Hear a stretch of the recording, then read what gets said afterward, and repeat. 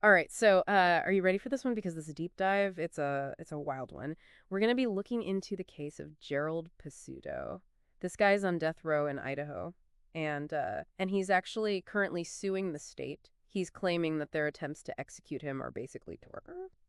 Pretty intense, right? And I know you're fascinated by true crime and all the psychology behind it. So this case, it really has it all. We've got like brutal murders, a really troubled past, legal battles that just don't quit.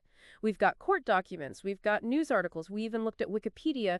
We're going to try to piece together Pizzuto's story and understand how we even got to this point. Yeah, and what I think is so captivating about this case is it's happening like right now. I mean, Pizzuto is in this legal battle. His life is hanging in the balance.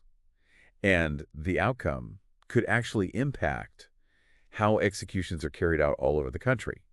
So to understand how we got here, we really need to go back, like way back. Okay, so rewind to Pizzuto's childhood, and it's rough. I mean, really rough. We're talking horrific abuse, like at the hands of his stepfather.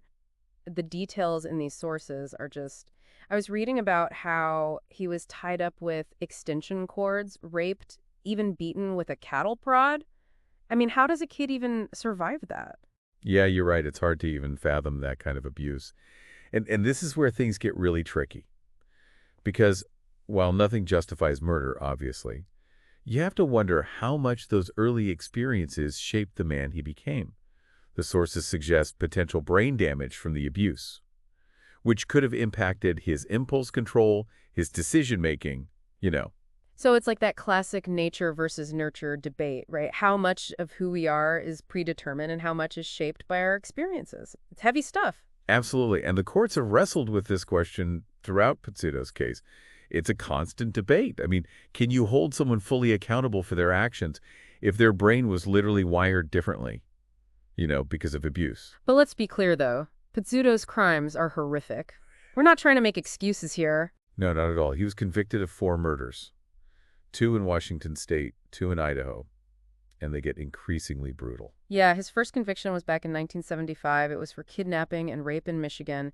He served 9 years, got out, violated parole, and boom, he's off to Washington, and that's where the killing spree begins. Yeah, and that escalation, that's something you see a lot in these types of cases. It starts with one type of violence and then it just keeps getting worse. So first, there's Rita Drury in Seattle. She's babysitting her granddaughter when Pizzuto and an accomplice broke in. They strangle her and steal $200. Then just weeks later, he shoots John Jones in his trailer after a fight about cocaine. It seems almost random, like it was fueled by drugs and anger. But then a few months later, you have the Idaho murders. And those are different. He and 2 accomplices, William Odom and James Rice, they target this older couple, Alberta and Delbert Herndon, at their cabin. They tie them up, rob them, and then Pizzuto brutally beats them to death with a hammer. These murders were planned, they were calculated. It's like something just snapped.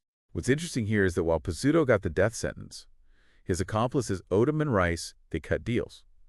And they got out after serving just 12 years. Wait, seriously, they were involved in the same brutal murders? It happens more than you think. It's a strategy prosecutors use. They offer leniency in exchange for testimony.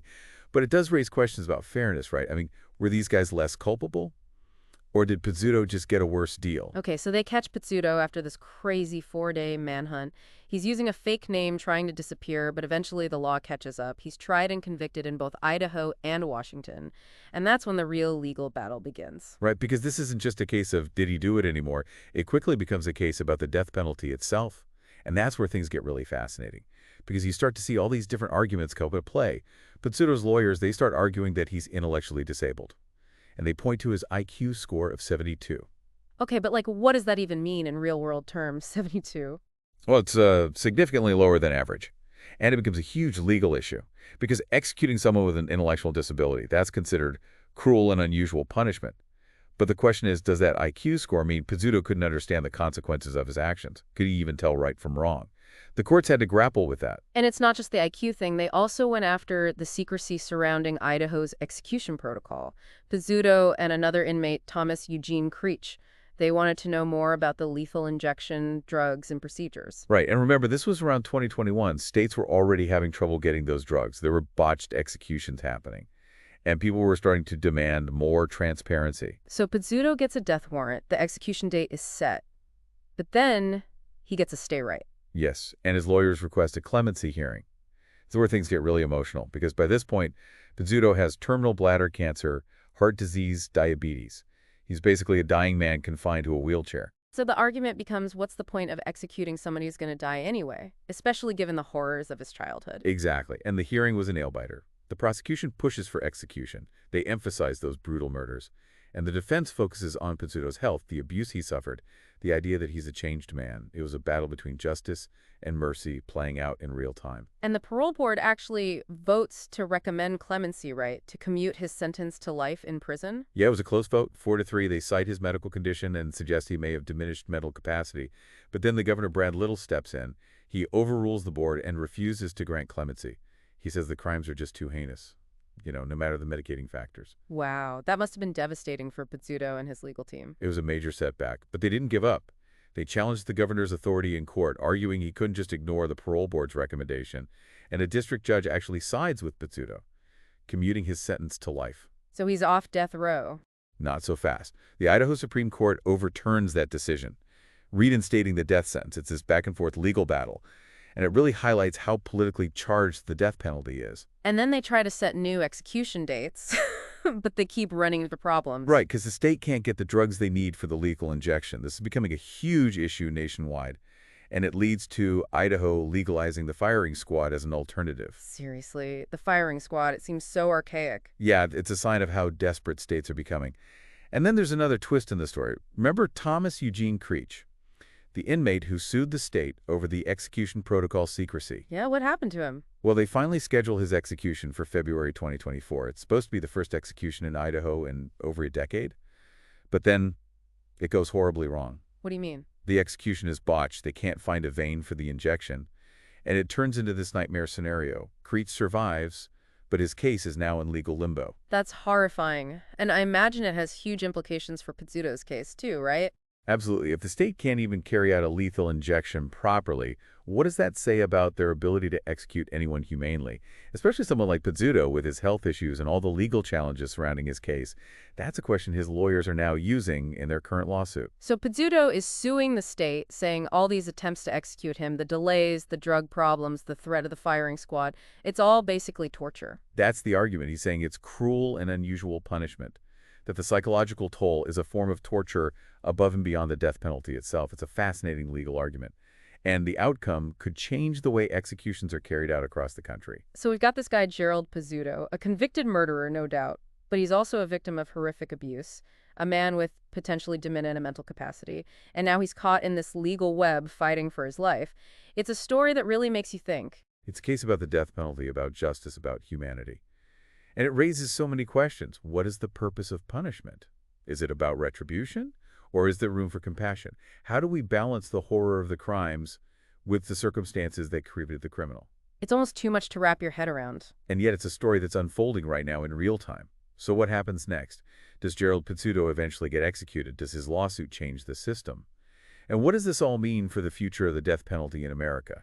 These are questions we're all going to have to grapple with as this case continues to unfold. Man, it's a lot to process, isn't it? This whole case, it's just like a tangled web of legal arguments and moral dilemmas and just plain human suffering. Yeah, it really is. And, for me, it all kind of boils down to this one question. How do we have a society? How do we reconcile the need for justice with the reality of just how complex people are? Yeah, because it's easy to say he did the crime, he should do the time. But then when you really look into the specifics of a case like this, I mean, all those neat and tidy answers, it kind of fall apart, don't they? They do. And that's what makes this deep dive so important. It's not about taking sides. It's about understanding the nuances, the gray areas, the questions that don't have easy solutions. Right. Because, yeah, the murders were horrific. No one's disputing that. But then you have this deeply troubled childhood, potential brain damage from the abuse, the question of intellectual disability. I mean, where do you even begin to draw the line? Yeah, and that's what the courts are trying to figure out. Where does personal responsibility begin and end? When does a horrific past become a mitigating factor? And when does it just become an excuse? It's like, imagine you're on that jury. You hear about these brutal murders, but then you see photos of this little kid being tortured by his stepfather. How do you weigh that? How do you make sense of it?